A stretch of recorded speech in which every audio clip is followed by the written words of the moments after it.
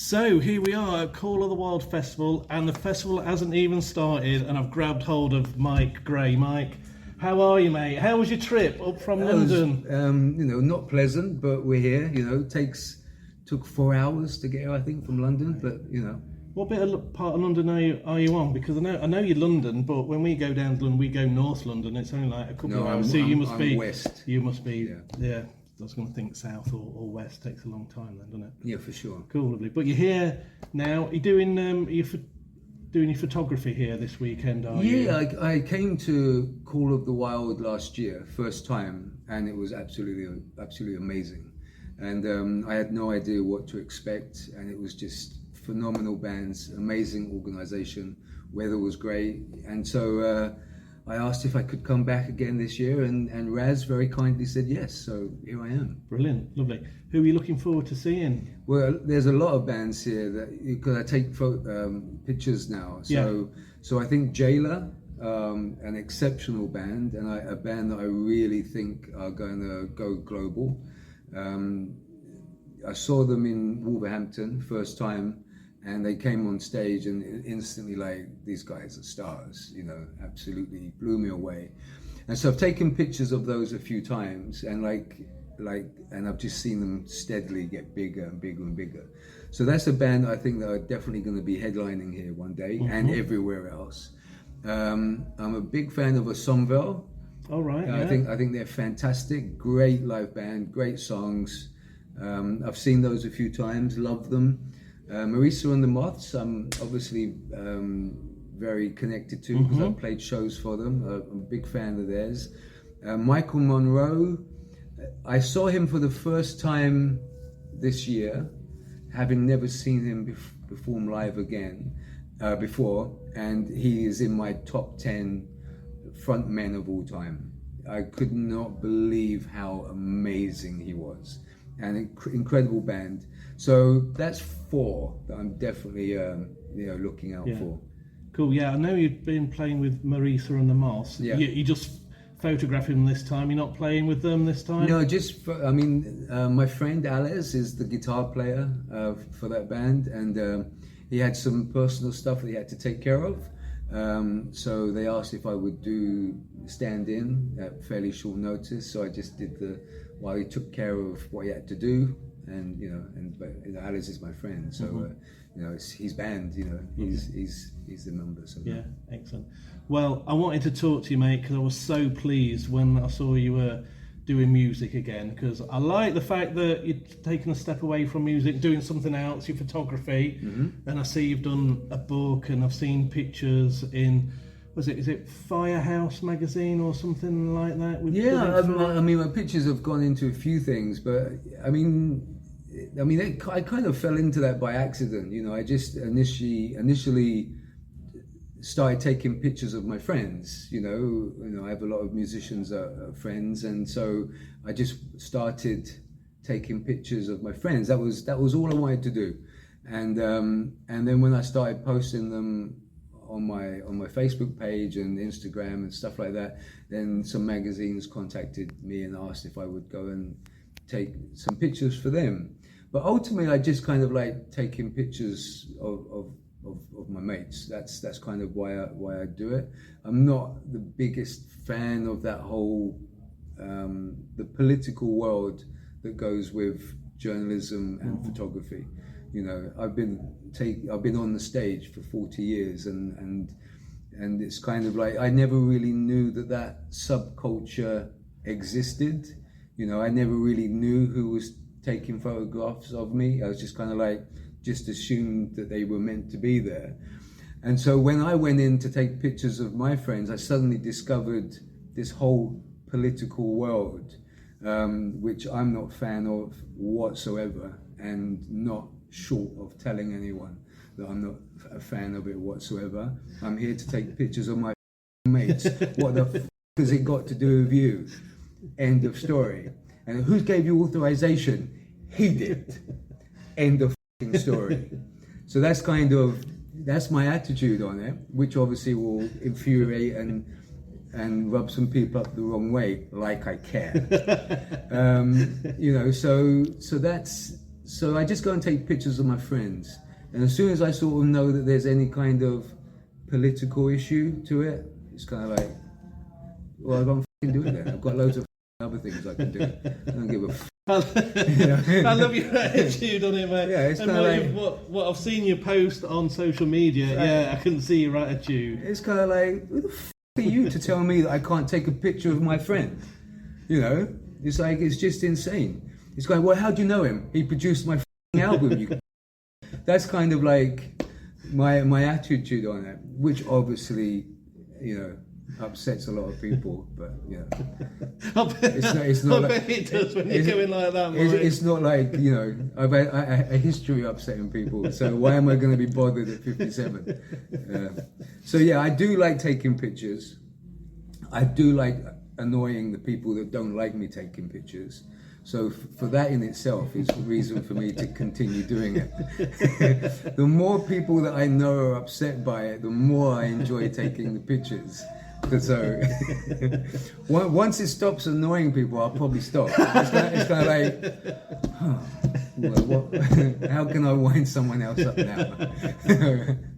You said something a minute ago, and I can't remember specifically what you just said, but there was something that made me think. You've said in the past, I've seen you say that people think you're like difficult to work with, but why do you think that is? Because whenever I've talked to you, met you, you're such the nicest guy, but so I'm not why? a nice guy. Are you not? I mean, let me get. It's like generally I like laughing and I like.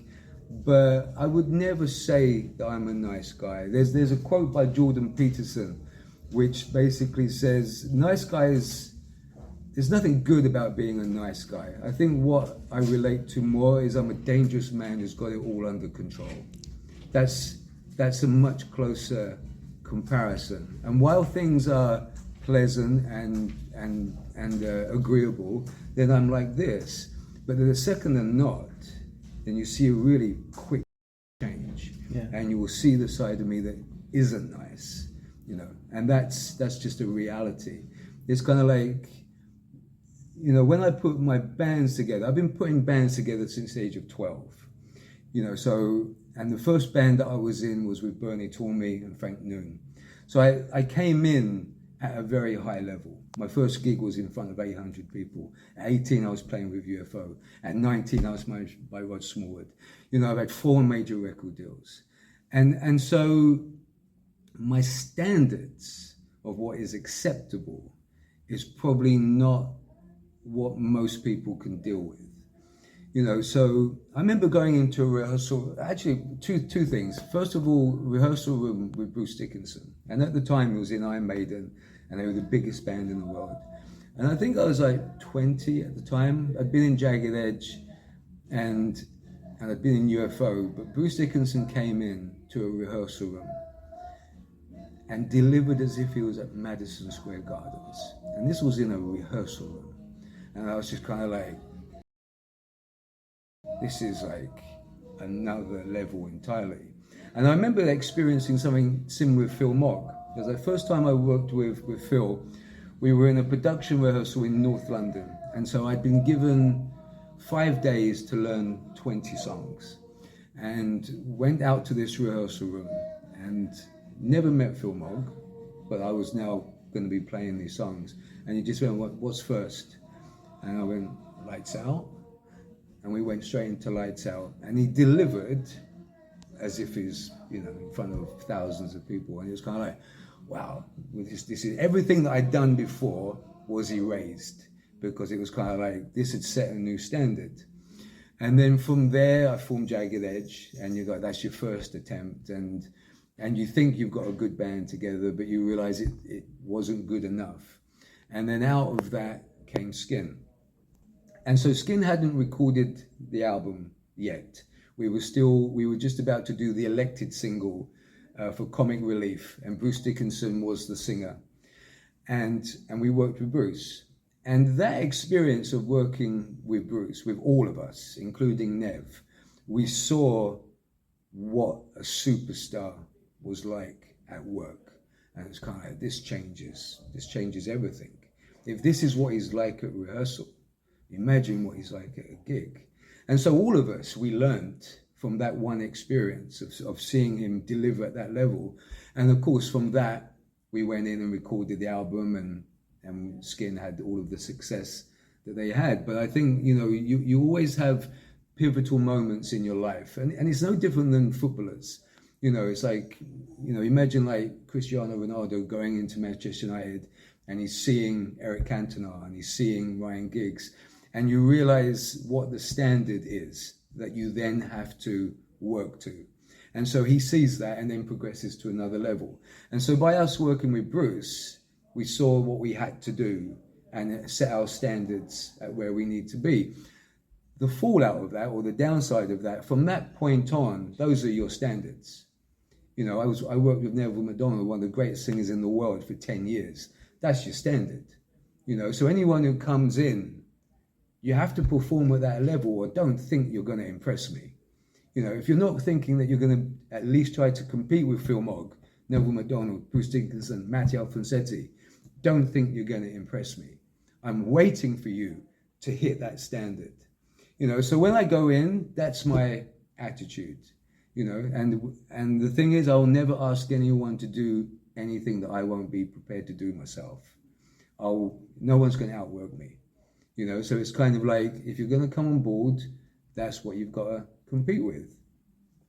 So it's no different than Michael Jordan in the Chicago Bulls or Sergio Ramos for Real Madrid. Yeah, I'm going to get inside your ass if you're not delivering. And if that's too much for you, that you can't take a little bit of criticism, or you can't realize that you're going to be pushed a little bit harder. I mean, what you've got to remember is, outside of music, I was a personal trainer for 20 years to the financial sector of the world.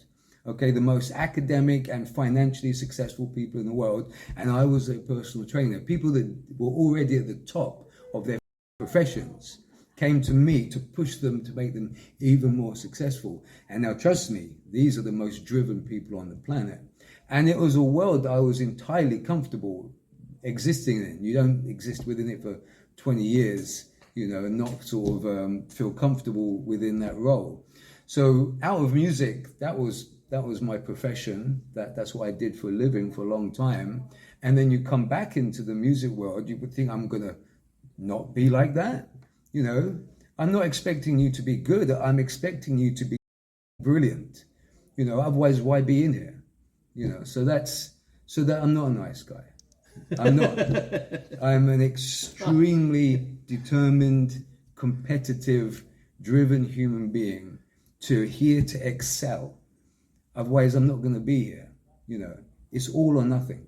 You will get not a word out of me, and I'll just be silent, and you won't have any interaction with me whatsoever until you step into my world, which is one of achieving.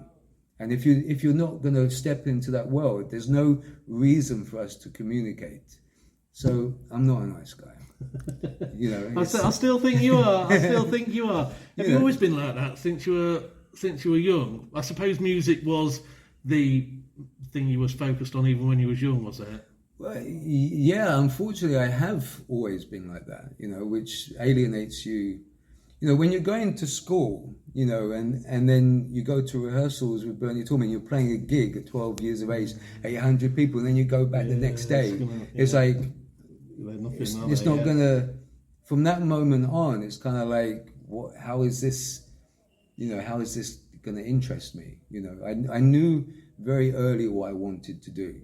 And once I know what I want to do, then it is a relentless, obsessional, alienating, annoying path there, and you can either deal with it or you can't, and most people can't, and some people can deal with it for a while, but most people can't deal with it for a long time.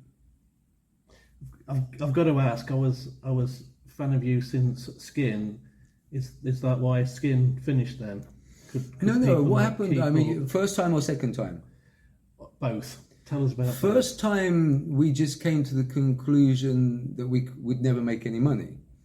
It's like, when you first become a musician, you think you're going to sign a record deal and you're going to go on tour and it's going to last forever and there's going to be all this money. And I grew up in a council estate with no education, no real parental guidance. I had to learn everything the hard way. And I had the best manager in the world, Rod Smallwood and Andy Taylor. They managed Iron Maiden. And you sort of go, what do I know? These guys are looking after us. And then so you sign these little pieces of paper thinking that this is it now, you're on your part. And then you realize much later down the line that these little pieces of paper have guaranteed that you're never going to make any money and that you're always going to be in debt and that the record deals are structured in a way that you're never going to get anything. When I left the music industry and went into the financial sector, I was integrated and associated with the smartest people in the world who gave me a crash course in finance that I never got anywhere else. And so when I came out of that world, I was financially astute as to what these pieces of paper meant and the consequences, which as a result, I only ever recorded my own intellectual property again. So all the shades of grey, I own it all because I paid for it. So that was, the plus sides of personal training. But the first time with Skin, we just realized, we were getting 100 quid a week and we were top 10 in the charts. We were playing to like 1,500 people a night all over the country and we were on 100 quid a week. We were getting nothing. And then I started doing session work where I was being paid like a couple of £100 for an hour. And then I started to do music for adverts and I was getting £10,000 for an advert. So why would, for shit things like Weetabix and Frosties and Gordon's Gin and Durex, you're writing these terrible little pieces of music, but you're being paid more money for one piece of work than I was getting in a whole year of Skin. So that it became obvious that we're not going to make any money here. And so there was, it kind of, run its course. Then I went on to do personal training and all of the stuff with it. And then when I came back into music, we're in the dark.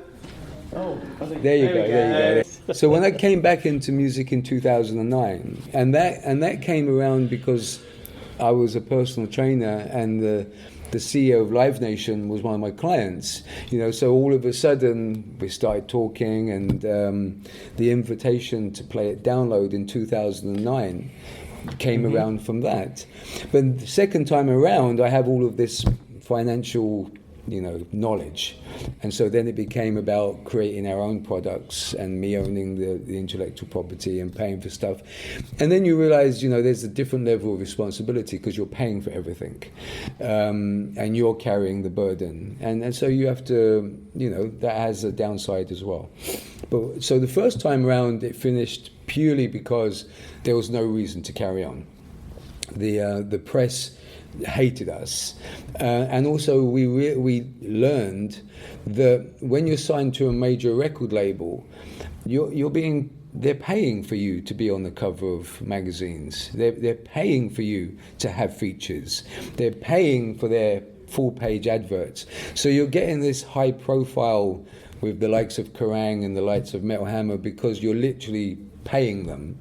And when you don't have a major record label, then you realize that all of that dries up, and you realize how much the magazines they don't do anything for you unless you're paying them, which as a kid you don't realize, right? You're just buying Kerrang because you think that Angus Young is on the cover, but you don't realize that there's this whole financial exchange that goes on. So second time round was completely different. Second time round, we were doing very well. We went, we released an album. We played Download and toured with Angels, and I formed another band called Red, White and Blues, and that was going well. As also we were touring with Chickenfoot, Whitesnake, Lynyrd Skynyrd. So two bands were running parallel at the same time.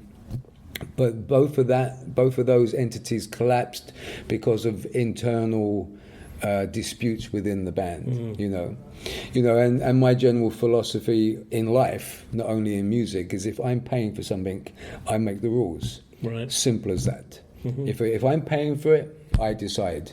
You pay for it, you can decide. Fair enough, yeah. Which is obviously something that I've learned from running my own business, you know, and learning the intricacies of finance. You know, if you go to a bank and a bank gives you 100 grand for whatever, they make the rules, right? You pay back at interest rates, and if you don't, there's consequences. So, you know, I just became a lot more financially aware, and that's how I run my life now. Fantastic. Is it? It's incredibly hard. Some people people wouldn't say fantastic. Say no, some people would go, fantastic insight. He's a nightmare. No, it's a fascinating insight. I know I follow you on social media, and you put this little snippets in, and what you're saying is kind of like weaving into what you do. I mean, like you say, you put stuff out not on any of the streaming platforms because you want to own everything because it's your property and that. So Yeah. Getting a Yeah, I mean, I just don't. Another one of the things I learned is like when you sign that little piece of paper, you no longer have any rights to it whatsoever.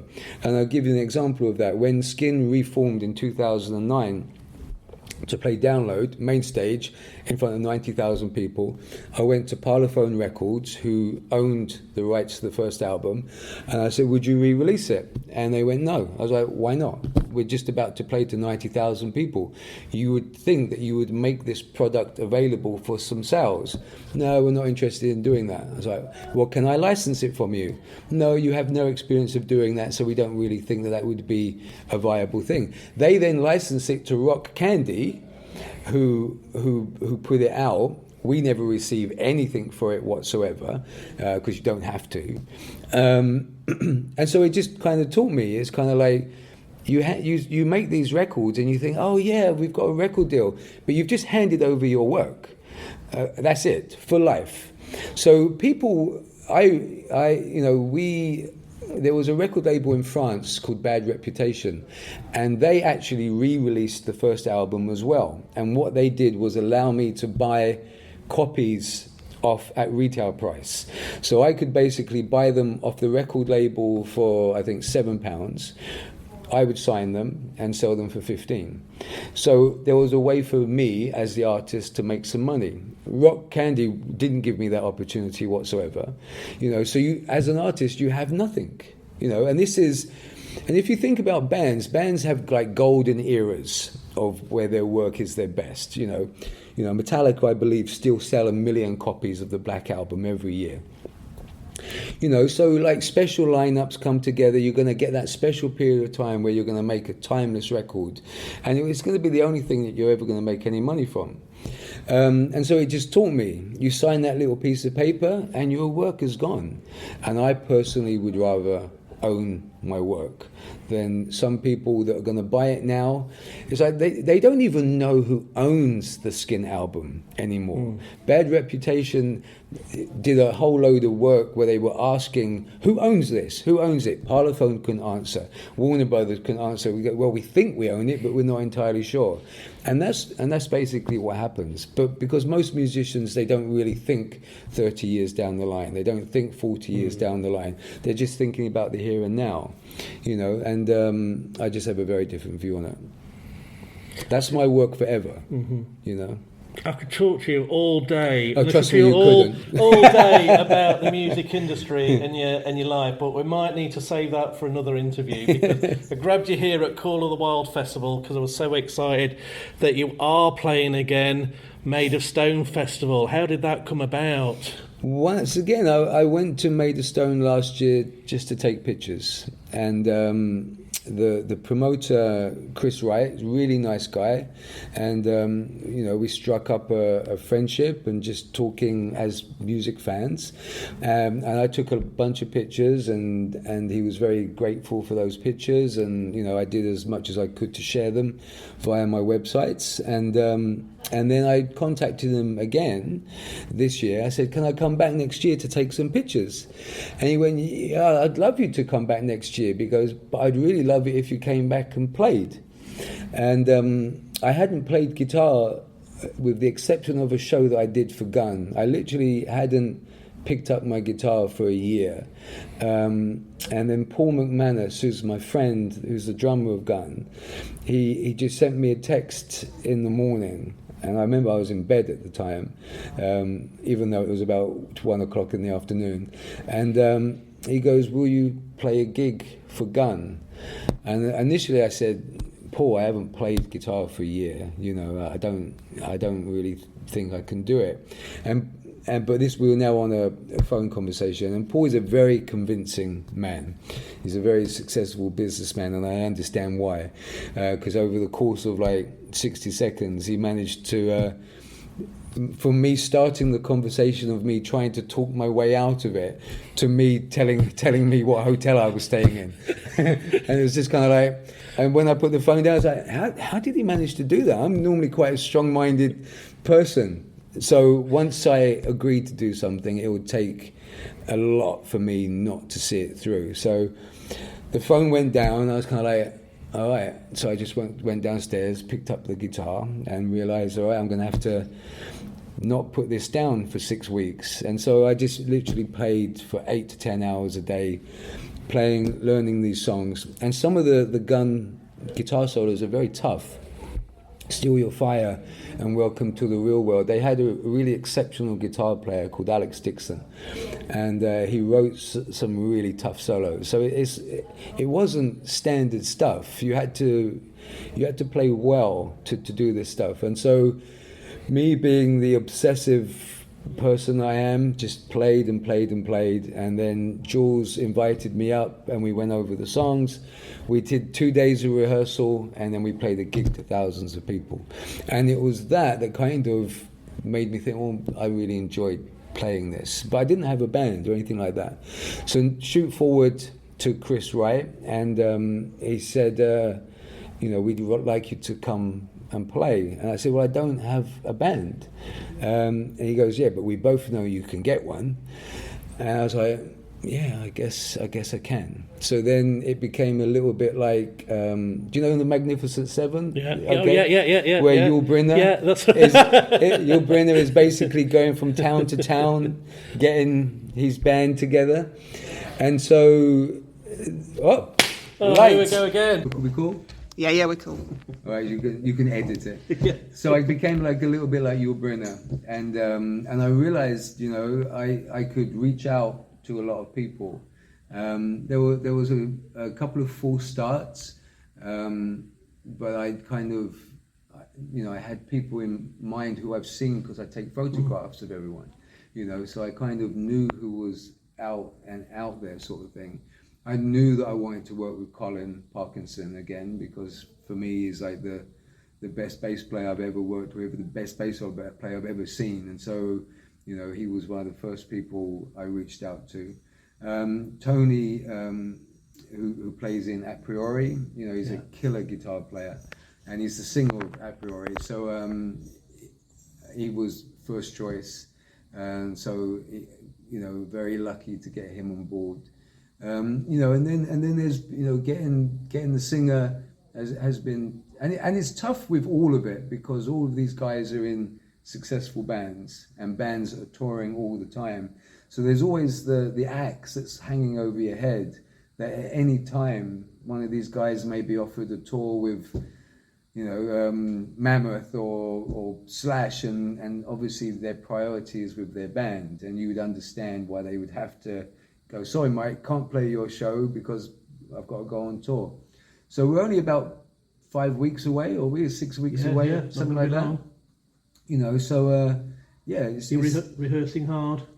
Well, the actual band haven't even met each other yet. All right. they've never been in a room with each other. At the moment, it's me going around the country showing everyone the songs and then checking back in every few weeks. Have you been doing your homework?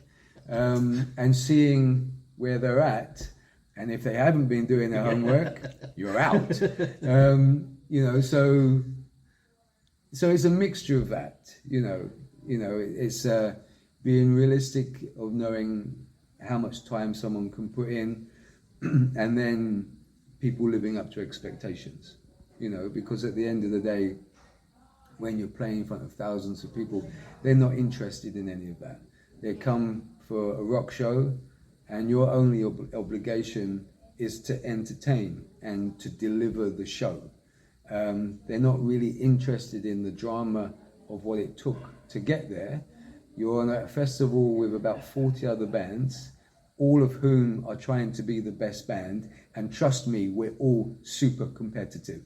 And we're all trying to blow away the band that's on after us or the band that was on before. We're like no different than football teams. And anyone that tells you different is lying. We're out there to win. And my job is to, be Sergio Ramos or whoever. We're not here to make up the numbers. And once again, every successful band will have extremely competitive band members. You only have to spend a minute with Steve Harris to realize that, or a minute with Lars Ulrich to understand the competitiveness that drives it all. And the more competitive the band members, the more successful, as long as there's talent in there as well, that will see you through, because this is an incredibly tough industry. And you set at Made of Stone, is it? I think I saw you're going to do all of your career, are you? Yeah, I mean, with festivals, I remember standing next to an extremely successful promoter, and we watched this huge band come on stage. I won't name them. And they started with a song that no one had heard of. And I remember the guy next to me going, I should have it written into the contract. Just play the hits. Because they came on and we're going to play some new songs for you. No one's interested in new songs at festival. They're here to be entertained and sing along. So festivals, the rule, you play your most famous songs. That's it. No one wants a new song at a festival. They just want to hear Living on a Prayer. They just want to hear Highway to Hell. They want to hear Living After Midnight. So that's festival rules. Any new bands watching, play your hits. I've been there. I've been to a festival, and it was a band I didn't really know, but I knew the hits, and they were like playing some like real deep cuts. I'm like, no, this is not it. And I've been to. And I know bands that they try out new songs and that, and I'm like, okay. You watch. I'm going to be going to Stone Dead this year. Sweet will show you what to do. hit, classic. Number one. That'll be a hard band to follow, I tell you. Good. Yeah, we're looking forward to Stone Dead as well. We are with Made of Stone, because we will be there. After Made of Stone, mate, has this given you appetite to write some more music, record some more music? Yeah, I mean, at the moment I'm playing all day, every day. If I'm not taking photographs, then I'm playing. Writing is a separate process, because you kind of have to write for a singer. When I was writing for Skin, I wrote for Neville MacDonald, and you have someone, when he sings Look But Don't Touch, it's completely believable. You look at him, he's like, rock god, he looks amazing. When you write Youth Gone Wild, you see Sebastian Bach. When you see Girls, Vince Neil, you believe, you write for the singer, and you write something that is believable to them. When you're just writing songs by yourself, they could go anywhere. But it's no coincidence that Martin Scorsese has always worked with Robert De Niro. Because they have a vision. It's kind of like, here's an actor, I understand what he's believable in. And as a result of it, you have this amazing movies, you have to, and that's when I'm writing for Matty Alfonsetti, you get You Don't Love Me. You know, it's kind of like he was an extremely good-looking guy, and you could deliver it, and it's just kind of like, yeah, he's believable. So for me, it would be very much be down to who am I writing for. That's kind of when you get into the serious mode.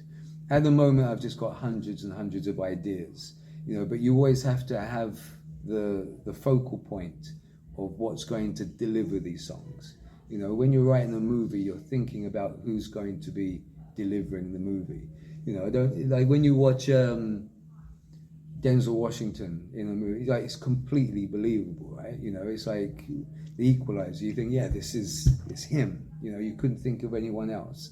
And that's a similar process of when you're working with a singer. That's how I approach it anyway. It's like, here's a singer, are they believable? And what are they believable in? You know, and I'll write according to that, you know. So that's the writing thing. Will I do more gigs? Let's do Made of Stone and see how stressful it is, how successful it is, you know, and also, like I said earlier, it's like whether people can deal with my intensity over a long period of time, because that's always been, you know, the stumbling point. Is kind of. Have you ever seen The Last Dance? No. The Michael Jordan documentary. No. It's like when you talk to his, and bear in mind he's like possibly the ultimate athlete. It's like when you talk to his teammates, it's like, was he a nice guy? No. Was he an asshole? Yes. Was he the greatest basketball player of all time? Yes. It's kind of like it's like, can you work with it? You know. So most of the time I'm very reclusive because I have to be. It's really whether, you know, when I decide to do something, then you get a team together who's going to fulfill a mission, you know. Like if you're going to go in and rescue a bunch of hostages from pirates, you're not going to get nice guys, right? Yeah. You know, you know, so it's kind of like you have to get a team together, and a team that can work with each other, and a team that's going to work with me has to deal with that mindset, you know. So it's not for everyone. No.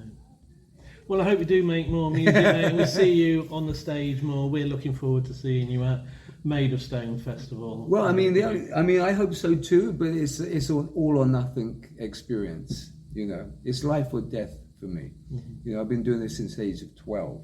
You know, so it's kind of like if I do it, it's because it's to add to the legacy. You know, what I couldn't imagine is like there's some. I went and saw Myke Gray a couple of weeks ago. Mind blowing.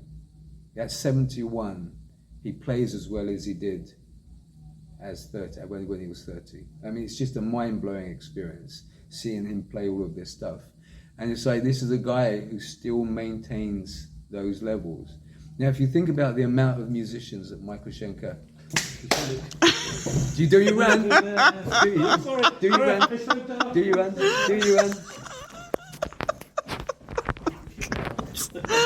Oh dear. So Myke Gray. Yeah. So if you think about the amount of musicians that Myke Gray has worked with, drummers, bass players, guitar players, you know, the whole lot, it's his standard that has always maintained, and he's had to continually find people that can work at his level for a long period of time. Is he easy to work with? I have no idea, but I imagine that his standards are higher, you know. So that's the thing that whether you can sustain it yourself, you know. Because if I go on stage at Made of Stone, my intention is to play the best I've ever played in my life, you know, and that's the intention, not just to, oh, he's going to play some of the songs that he's written before. It's no, we're going out to play them the best they've ever been played. That's the intention, and to get together the best band I possibly can. You know, it's that, you know, which is obviously it's hard, not only for other people to deal with, but for yourself to maintain those standards. You know, because it's hard. Mm-hmm. Myke, I could listen to you all day, mate, but I am worried. I'll give you the numbers of my ex-wives, and they would give you a very different. But it's getting late here at Call of the Wild Festival, and the lights keep going up. Exactly, and I'm worried the lights aren't going to come on next time. Even the lights are worn out by me, so we can't take any more of this. Myke, it's been a pleasure talking to you, mate. My pleasure. Thanks for doing this, and we'll see you at Maidstone Festival.